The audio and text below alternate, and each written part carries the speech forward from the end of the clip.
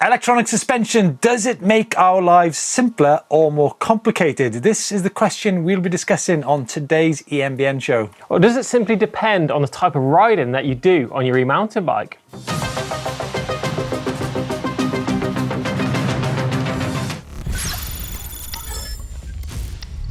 Over the past few years, we have seen a lot more electronica introduced to mountain biking. Of course, electronic suspension is nothing new, and we saw it with Lapierre and their EI system back in 2013. Of course, we have had electronic gears for some time with the Shimano Di2 and of course the SRAM axis. But we've also got some other things such as sensors in our helmets. We've got seat droppers. We've got the Fox Live valve, which we featured on last week's show. And of course, the recently introduced Mind system by Mondraker. Very cool. Yeah, definitely. Well, a lot of these systems are trying to take that guesswork out of setting up your suspension on your e-mountain bike, which is obviously key to getting the most out of it. Now, the question I've got is this new tech making things a little bit more complicated than it needs to be? What are the systems that are available at the minute then, Steve? Yeah, Chris, like I said, we've got the Fox Live valve now. This by way of sensors in the fork and also the frame, identifies movement in the terrain, and it changes the adjustments in your fork and your shock as you move through the ground. Now, it's a very neat and cool system. You've got, it works through the Bosch kiosk system on the display on your handlebar. So you've got custom settings depending on the type of riding that you're doing, your different style of riding you're doing. It can also adjust the breakaway force. So for example, when you're going from smooth terrain into rough terrain, then the suspension identifies that and changes the settings as you do so. And I think this is the kind of basis for a lot of these systems. It was the basis for the EI system back in Lapierre, and similarly on the Live Valve 2. I can see, I can see it is a good tech. It is good tech for sure. But what about, when you go like on a cross-country ride, you're going from that rough terrain or the smooth terrain to rough. I can see it working really well. But when you're climbing and descending, as we know, things can get into all sorts of different shapes on an e-mountain bike, not even mentioning in jumps and drops. It's going to be, Well, hold on, Chris. You get into different shapes, maybe. Yeah, do you know what? I think there is an element of instinct involved in mountain biking, and that's not making a judgment of any electronic suspension. It's simply a philosophy of riding. Now, when you ride a mountain bike, you're continually searching for grip. So you're weighting the bike forwards and backwards just to get the wheels on the ground and biting in. But remember, the thing is with Live Valve that you've got to set up your suspension correctly first. Now, this is a stumbling block for a lot of people. If you haven't got the right setup for your suspension, it is not going to be working properly. But I think this is where companies like Mondraker with their new Mind system is going to come into play, doing all that adjustment for you. Yeah, absolutely. Obviously, it comes on the new Crafty Carbon. It's available on the non-e-mounted bike versions as well. And it is in many ways similar to the Quark ShockWiz system, which was launched in 2017.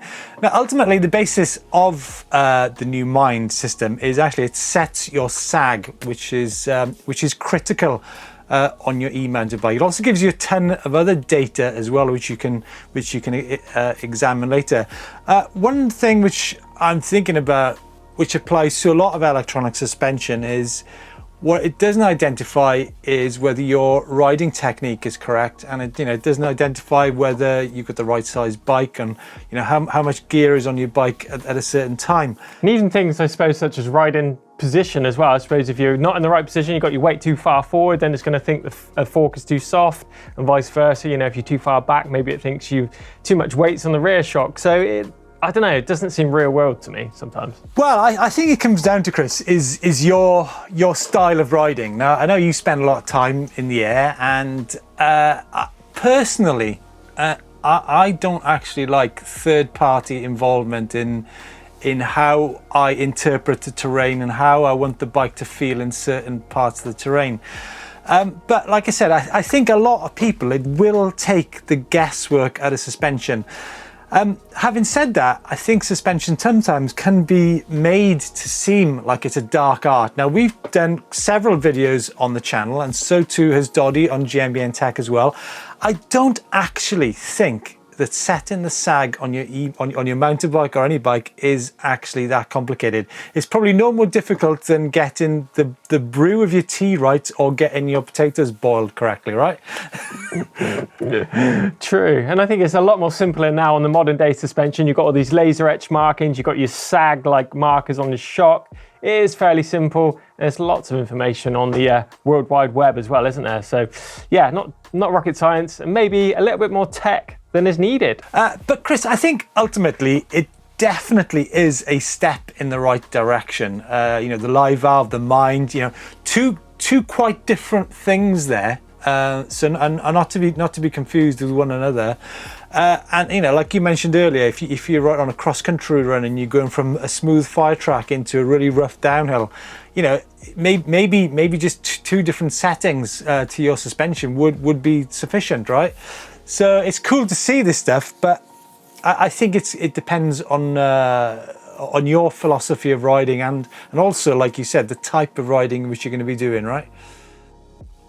Yeah, I think it gives a definite good baseline for most riders, but I think as your skills progress as well, something that I would like my bike to be is predictable all the time. So I know the rebound is going to respond in this way, and the preload is going to be there when I need it. And I think if you've got something doing that for you, potentially there is a risk of that not working properly and potentially leading to a crash or a malfunction in it. You know, the bike not feeling as it should possibly. But guys, let us know your thoughts. Are you into electronic suspension? Are you not? Are there questions on suspension setup you'd like us to answer? And we'd love to get involved in the comments below. So please let us know.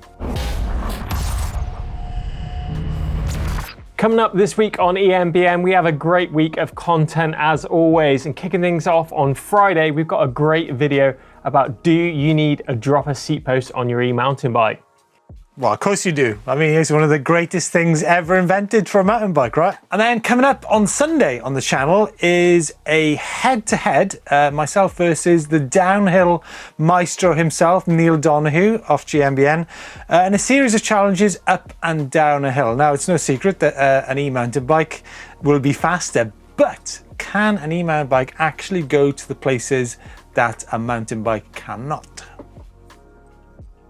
Nice, and on Monday, it's the second installment of the Tech Show where we're talking all about the battery system for you and the latest tech, so be sure to check that one out.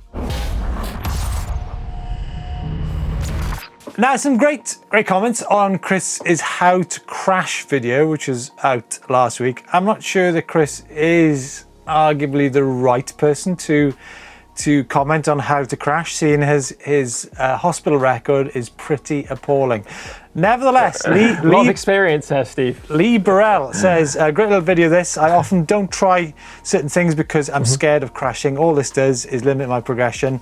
Off to the local woods in the morning to see if I can't break anything. Yeah, I think it's all about pushing those limits. I think the main words is don't be afraid to crash, just know how to crash really, and you will see some progress in your riding. If you're always worried about it, then you're never going to progress. But surely if you're crashing, you're doing it wrong. I don't get it. No, I think one of the main things that is holding everyone back is the fear, I think, of crashing. But I think when you do crash, you realise sometimes it isn't as bad as what you think. It's just a, bit of a scuff on your arm. You get up and you try it again. You might come close to landing it, and then the next go you'd land it perfectly. It's all about that progression of pathway to progression, I should say. This is from Adrian Wilding. Ride at a sensible speed to suit conditions and traffic, and don't do anything that only winged animals are designed to do. Works for me so far. Safe riding, folks. I love that one. That's pretty cool, isn't it? Winged animals. So I suppose you mean all those aerial maneuvers. Yeah, you can do it. You're a mammal too, so why not, eh? Yeah, and then Chris Cross. I think falling down should be trained at the beginning of mountain bike careers. Yeah, absolutely. Yeah. Just like Christmas. Definitely. As I mentioned earlier on, I think it is part of that progression of learning how to ride is crashing too, unfortunately. So just make sure you're wearing the right kit, and it's not as bad as what you think sometimes. Now it's time for Send of the Week and a couple of people who are after Christmas heart, no doubt. First up, we've got Lee here and his Canevo at Wookiee Trails, absolutely sending it. 40-foot step down. I mean, that's not my cup of tea, but fair dues, Lee. That is, yeah, respect. And then we have Jamie from Huddersfield with a couple of great angles on this big send in the woods here on his Cube Stereo 160. Nice work and smooth landing there. I think you'd have to agree, Chris? Definitely, it's really good to see that you guys going big on your e-mountain bikes. That's some of the biggest jumps I think we've seen here on EMBN, but we love to see all that content, so make sure you use that uploader to get featured on the show.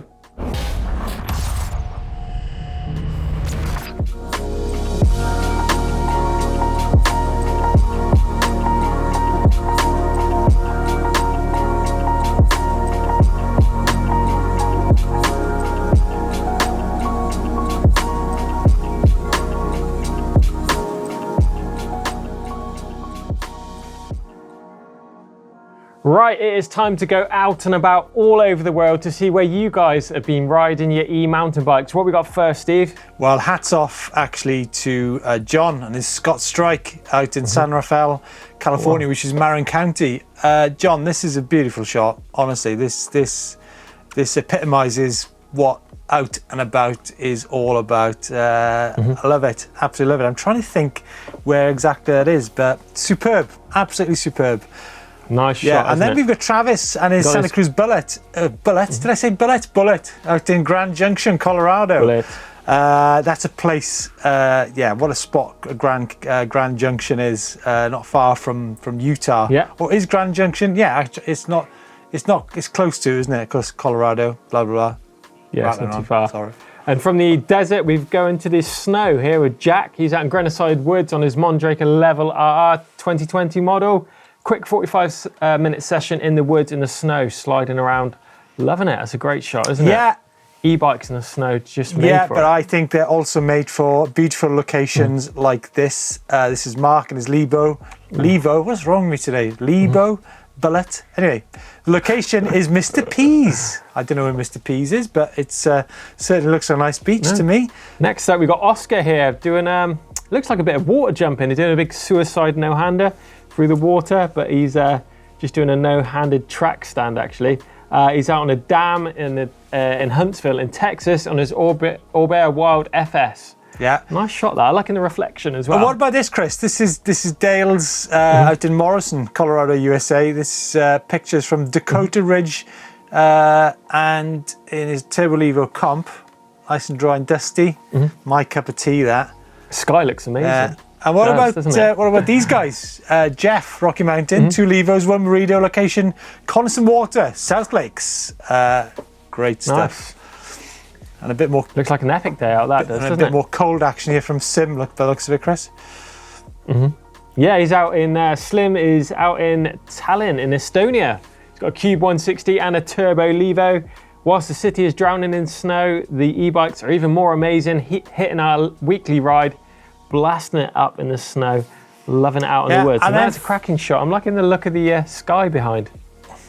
Yeah, and then finally, all the boys, Norco Range, Cube Stereo, 9er. The location here is the 6-Shooter Trail Globe in Arizona. Well, North America, you've done yourselves proud this week, guys. I have to say, I'm going to take my hat off to John and his shot from San Rafael. Great shot of the bike, great landscape. Amazing job. Amazing job, John. Now we've got a great entry for Tech of the Week this week, and it is coming in from Walter. Now I love a bit of home modification to get the most out of your e-bike, and it looks like he's been busy modding his BH Atom for getting through the winter months. And check out some of these mods. So he's got a low-mounted rear mudguard on here, which he's cut a nice piece out of for his chain to run through. So it's going to stop all that mud falling onto your front chainring and all your motor area, which is pretty cool. It's got a rear mudguard extension flap on there to stop even more of that rear wheel spray coming on. And check out that front mudguard as well. It's got a full length, almost like a Trials motorcycle mudguard on there, mounted down nice and low. And I can't see any mud or snow getting on that bike at all. Nice work, Walter, loving it. And finally, it is time for the bike vault. Now, I don't actually know whether to be critical or not critical. Some guys say we should be giving more feedback on the bike vault images, whereas other people think that we're too critical. So a bit torn, really, Chris, on what approach to take. Maybe we'll. I think you need to be a bit nicer maybe this week, Steve. Well, we gave away loads of super nicers last week, so maybe not so critical. I don't know. Okay, let's kick things off with Jeff then and his Rocky Mountain power play. Custom with overtime. I'm not sure about the bag there, Jeff. I'm sorry. I bag. know. That's the only thing ruins that shot, doesn't it? That bag just left there. If you took that out of the shot. Yeah, and what about John? Yeah. Whoa. So look at the background there, Steve. That is, of course, we know that place. But where's the rest of the bike, Chris? Where's the rest of the bike? I don't know, it seems to be missing. It's a great shot, and I do like the slab is in the background. So this is John out in Bristol on his 2020 S-Works. But as Steve was saying, you're missing half the bike there. So nice, I'm afraid. It's nice. However, John, I really like the custom wrap on that bike. That's stunning, Looks good, doesn't it? I really do like that. And I think it's tan walls with the Kashima coating as well. Looks good on that. I do. It is a nice bike, and it would have been super nice, but. 100%, yeah, if we'd only seen the rest of the bike. Robert's Giant Trance E+2 in Piedmont, Quebec. That's a nice shot, right? Nice, again. Nice. And I think we've got this great shot here from Barry. He's got a NS Aluminium Eccentric 27.5 with a Bafang home build kit on there. He's out in Kingswood in Kent, out for a winter ride with Murray, who I'm guessing is your nice trail dog there. Nice shot again, I think. But the next one from Vincent on his high bike All Mountain 3 in where is he, Steve? Turboville. I think there's a letter missing there. Turboville. That is a 100% super nice shot. I love it. It's got to be a super nice. It's a quarry. All quarries are super nice. I love it. And Wayne. Next up, we've got Wayne. Yeah, he's out on his white E180 RS and Box Hill in Surrey, out and about in familiar territory of Surrey Hills for our weekly ride of letting off steam. I do think that's a nice shot. I would maybe like to see it landscape instead of portrait, possibly. I think it might. There's a nice feeling to it, though, right? There's a nice feeling to it. It's very. And sometimes the feeling is better than the technicality. So I think it's super nice. I play that one. Super nice. And Tim's Merida E160 2017 in the Mendips is a nice shot. And this, though, from Sabolx in Cluj, which is, I don't know where, but that is, here we go. Great contrast between the bike and the landscape. Had to take this picture. I think it's super nice. Super nice for that one. Super nice. And what is going to be taking Bike of the Week for you this week, Steve? I think Vincent out in Turboville with his high bike All Mountain is probably one of my top contenders. What are you thinking? But this one from Zabolx is a cracker. Definitely, I'm just running back through them now. True, maybe that last shot is going to take it then. I think, yes, Zabolx in Cluj on his Specialized Turbo Levo Bike of the Week. Great pick, great contrast going on. Looks like an amazing spot to go e-biking, doesn't it, there? Fantastic. Nice. And that is it for this week's show. Let us know down in the comments what you think about electronic suspension. Is it too much, or do you need it in your life? Make sure you subscribe to us here on EMBN. Give us a thumbs up if you've enjoyed it, and we shall see you next week.